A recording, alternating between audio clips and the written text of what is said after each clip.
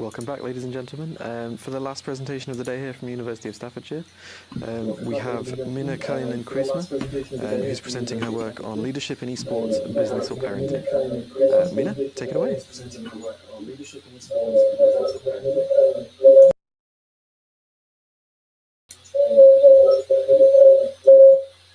Thank you. There seems to be a bit of an echo.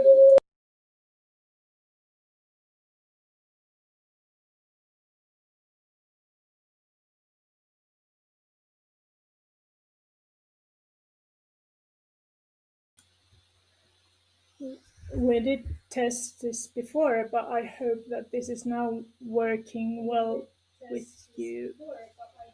At least I'm getting a whole lot of echo.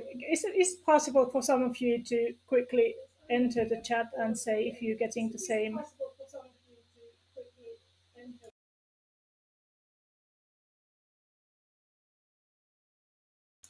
Yeah, thank you. Yeah, I tried to mute everything, but let's hope that it corrects it. It seems to take some time.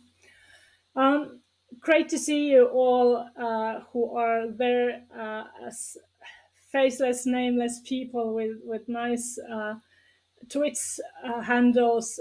Good to be here, and my pleasure to be the last one from this section.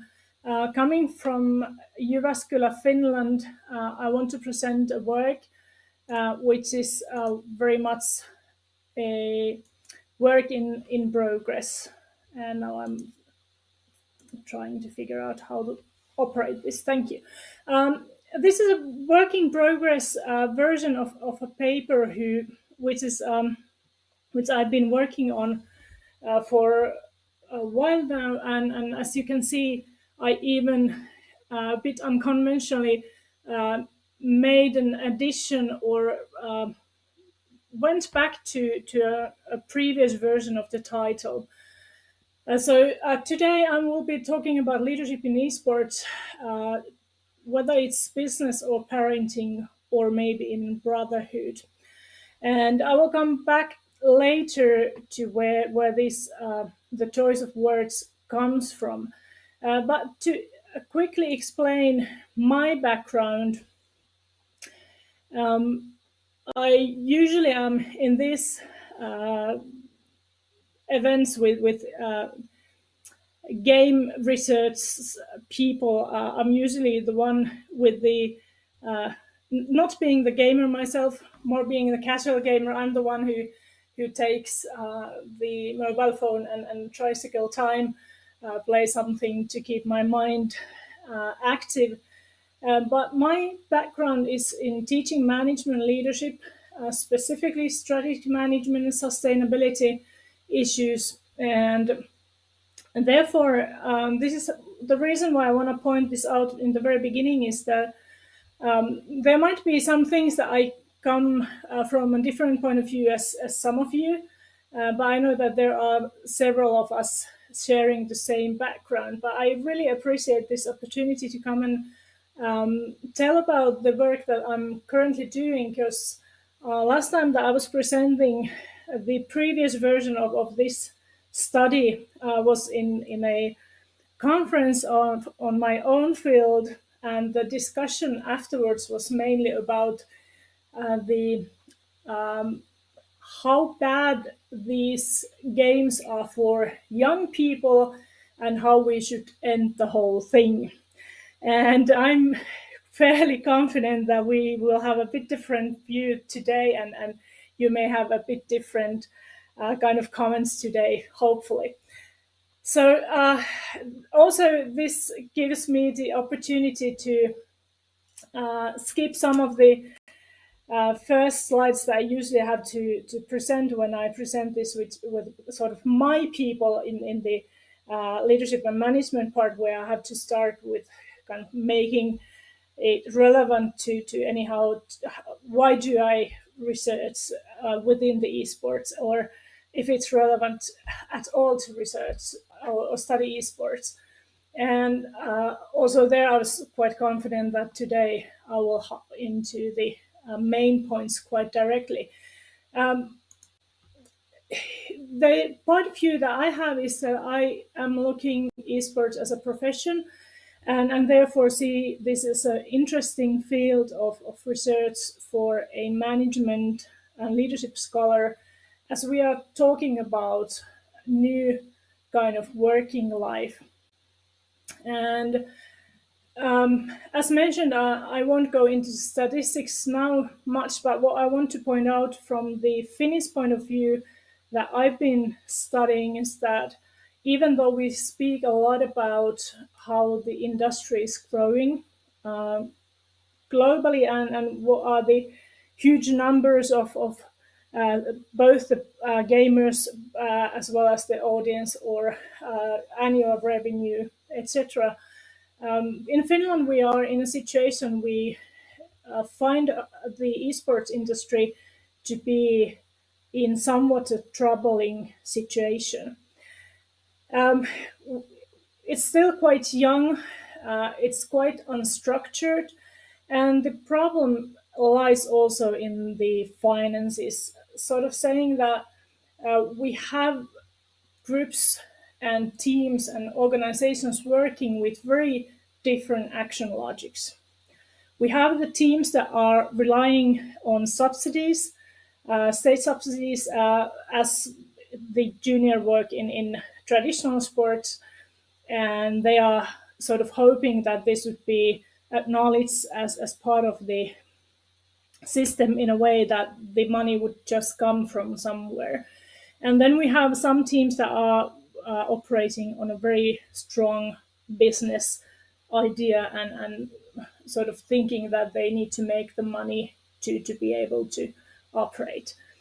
And also there are very different kind of stories behind all these organizations. Some of them have been led by very talented people, very enthusiastic people, but the level of managerial and leadership skills differs a lot.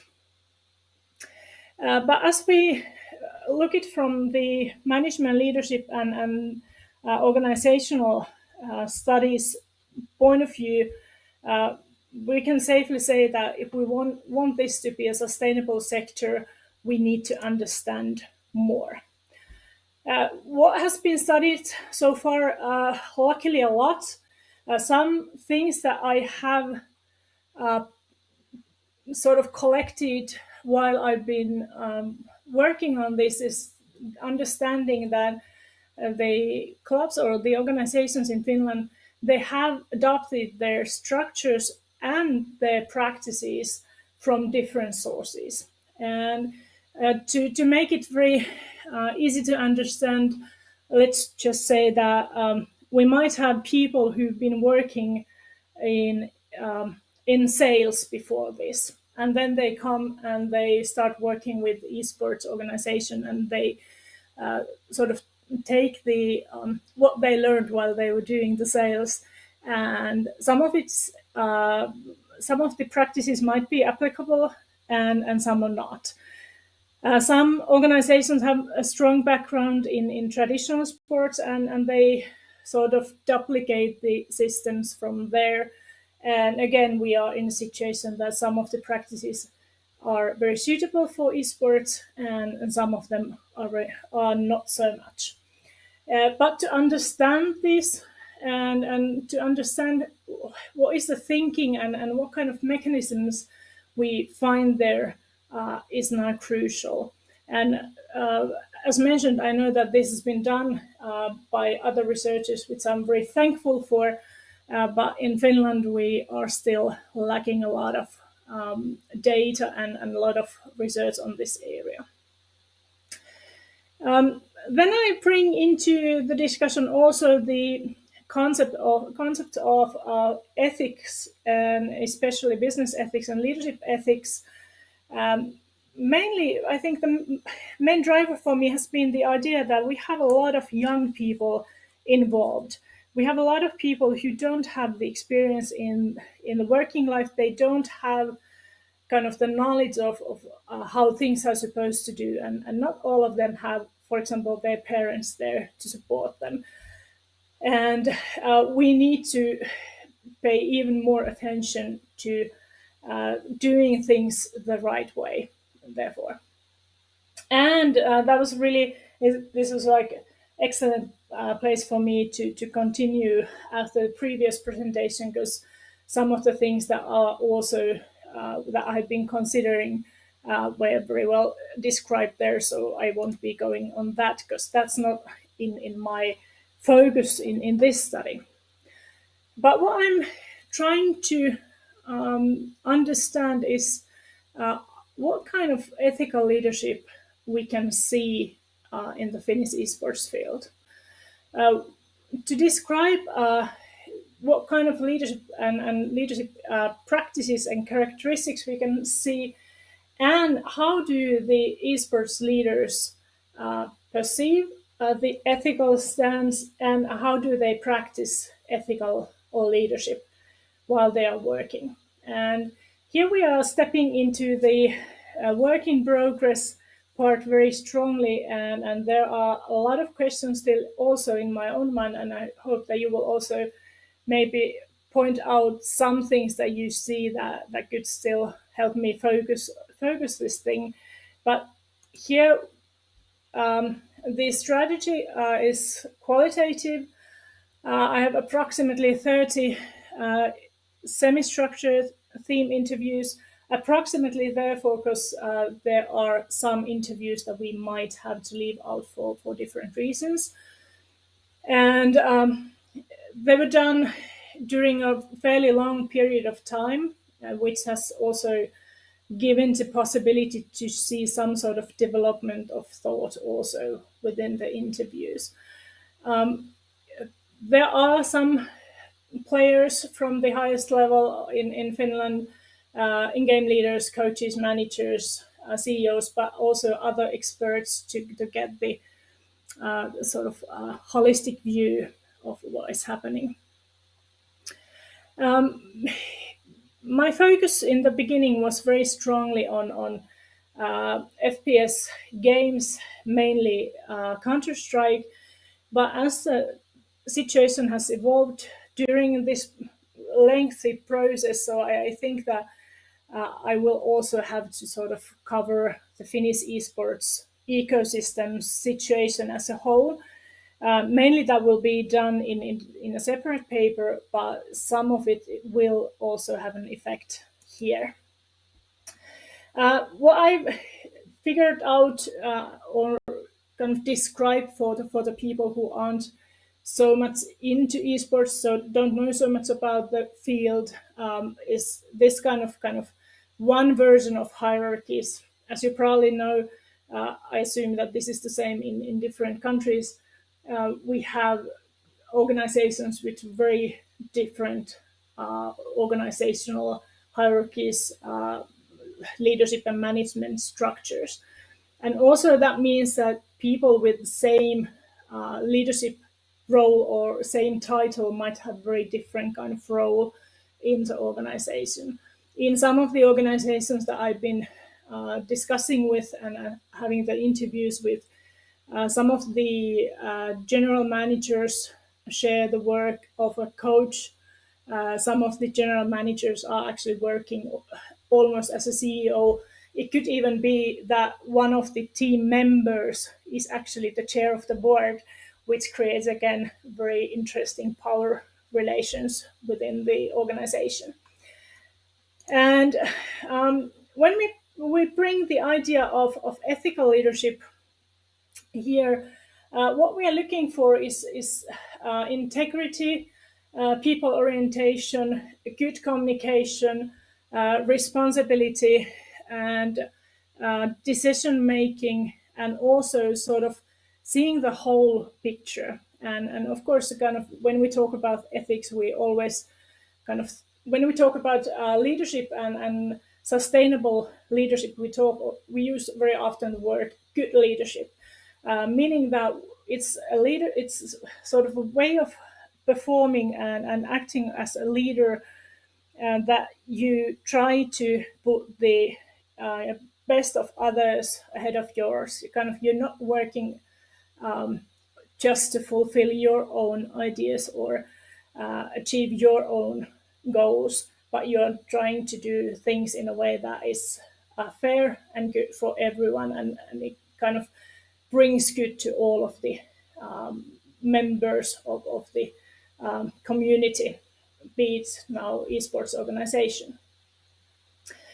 And we have to also think about the morals, but it's usually about the individual ethical behavior that somehow is also shown in the ethical leadership part. We know a lot about the shortcomings of ethical performance in esports in the last years, and seeing that we've seen that we haven't been always treating, or the industry hasn't always been treating its members way it should have been. Anyhow, this doesn't mean that is kind of like it's everywhere. It's everyone. It's all the people. But we also have to recognize that there have been some problems. And if we can identify and describe the practices, then we can develop it. This is kind of the core of when we talk about leadership. Like, when you know and understand something, then you can develop it. And this is what I have now in mind. Also, something to notice is that even though a leader is weak in ethical leadership, it doesn't necessarily mean that they are unethical, which is something I think it's good to point out at this point. And it's also something that correlates well with team leadership, as ethical leadership is seen efficient also in teams, whether the team is performing well or not. So it's not. It has more to do with the morals and ethics of the team in everything that they do, not just how they are managing competitively. Things that come to mind when we talk about leadership and leadership or leadership and management leadership, there's not much training still, and when there's training for management and leadership skills, ethics isn't always part of that, and I hope that there's also some gaps that in the future we could also fill. What kind of leadership I have found so far? Not going into very much detail with these, but we can see that there's strongly the idea of shared leadership, where the leadership sort of changes from person to person in different situations, based on who has the strongest knowledge or understanding of a current situation. And that can happen both in game. It could be, even though we have the in-game leaders, but in different situations they might hand out the leadership position to the one who has, sort of, as they were describing, the one who seems to have the best idea for that particular situation. But then also the CEO, coaches, GMs, and in-game leaders seem to share quite a lot of the leadership position in very different ways in different organizations and in different situations. Another thing is that they seem to promote very democratic leadership, saying that, or even leadership, or kind of trying to hide from the burden of leadership, if I can say. They were sort of citing the situations that they were there. Well, actually, none of us is actually the leading. We just do this together, even though they had kind of appointed roles for leadership positions. And going to the preliminary findings, it seems that the lack of understanding of responsible or ethical leadership is eminent there, but also that there has been good progress during the years that I've been working on this. They might be left alone without the structures that support the leaders' work, which might make it very difficult to work well and work even like according to the laws if you don't have sort of the system, if you should be kind of able to figure out everything by yourself. Also, I see that there are chances where financial issues are conflicting quite badly with ethical decision making process. There's one example on the slides about making very quick changes in the roster instead of trying to get the best of teamwork or the benefits of teamwork by giving the team more time when they are struggling. But it's more about like going for the quick wins there. But still, there are also some of the leaders were quite well aware of the ethical parts. They indicated very many times that they want to discuss the things. They discuss first with the people involved in different difficult situations. They want to try to lead them well. But not all of them. For some, this was something that they didn't bring up at all. And as said, it seems that there are some positive changes even during some few years, and I don't know, it could be even the same changing landscape due to the pandemic, due to some other big changes, financial status in Finland, etc., that has sort of forced the leaders also to focus on the people a bit more. But to end, I want to share you with where this whole title comes from. And this is very much work in progress, and I appreciate all the feedback that I can get for this. It seems that we can find three types, and now the business, parenting, and brotherhood. Business and parenting are directly coming from the quotes that I have from the interviews. There were, for example, one of the leaders was several times coming back to a line that where the person was saying that I'm even younger than some of them, but I still feel like I am their father. And they were using a lot of family related metaphors when they were explaining how they work as a team or how they work as an organization. And this is what I'm now working on. Is it seems that there are like three types, and the brotherhood I added, even though it has a sort of a negative connotation here, and I'm a bit hesitant still if I keep it there or not. It's easier to find the ones who have the business interest or more the team interest, because the business and parenting sort of they share the strategic or the operative management point of view. Other one working on organizational level, other one working on team level. There's difference how they acquired their leadership competence. The business oriented most of them have either degree on area, they have actually studied leadership, or they have long work experience in leading positions. The parenting part, they're more about they learned by doing the things.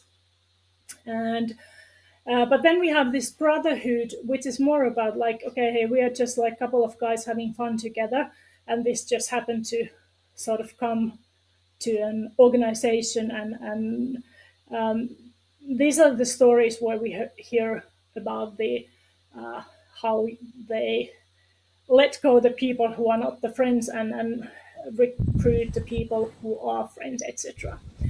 So this is the Hello, Minna, where can you I'm hear now me? very much in progress, but still appreciating all comments, questions, and ideas. And maybe I leave this still for a while. Thank you. Perfect. Thank you very much, Minna. You've run well over time. We did try to contact you, but obviously you didn't see the chat that we went through. So we're going to have to cut it there in relation to questions, unfortunately, because we have to get ready to pass it over to our next university, which is Slippery Rock University in North America. If you want to see the questions in chat, if you want to put in questions into that chat, Minna, if you can just look through for those ones and answer any of those, that would be fantastic. Really interesting talk on leadership.